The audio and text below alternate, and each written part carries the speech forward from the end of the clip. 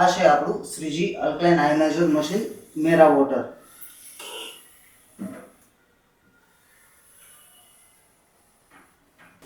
આ alkaline મશીનનું installation કઈ રીતે કરવું એ હવે હું જણાવીશ.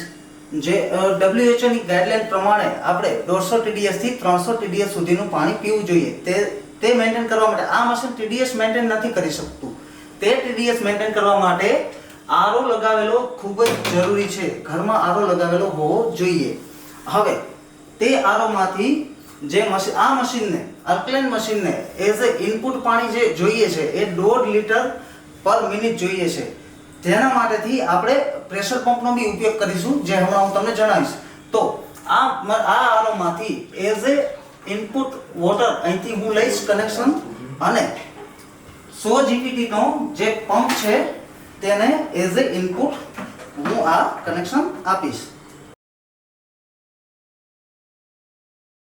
તો પંપને ઇનપુટ આપ્યા પછી પંપનો જે આઉટપુટ આવશે એ મશીનને એઝ એ ઇનપુટ આપણે આપીશું, જે અહીંયા ઇન્ડિકેટ કરેલ છે.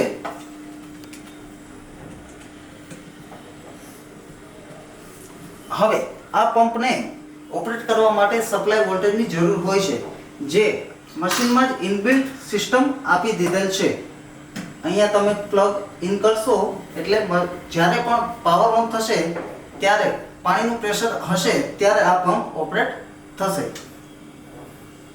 નેક્સ્ટ હવે આપણે જોઈશું એસિડિક પાણીનું કનેક્શન, જે અહીંથી મેં કનેક્શન માટે જગ્યા આપેલ છે ત્યાં આપણે કનેક્શન આપી દઈશું. આ થઈ ગઈ આપણી એસિડિક પાણીની પાઇપ. જે 5 અલ્કલાઇન પાણી કહેવામાં આવે છે તે અહીંથી આવશે અને 5 એસિડિક પાણી અહીંથી આવશે. જ્યારે અહીંયા એક અલ્કલાઇન પાણી આવતું હશે કોઈ pHનું, તેના સામે એસિડિક પાણી આ પાઇપમાંથી આવશે.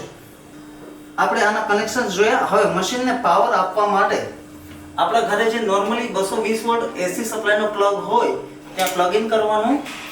આમાં ફેઝમાં ફેઝ, ન્યુટ્રલમાં ન્યુટ્રલ અને અર્થિંગમાં અર્થિંગ આવવો ખૂબ જ જરૂરી છે.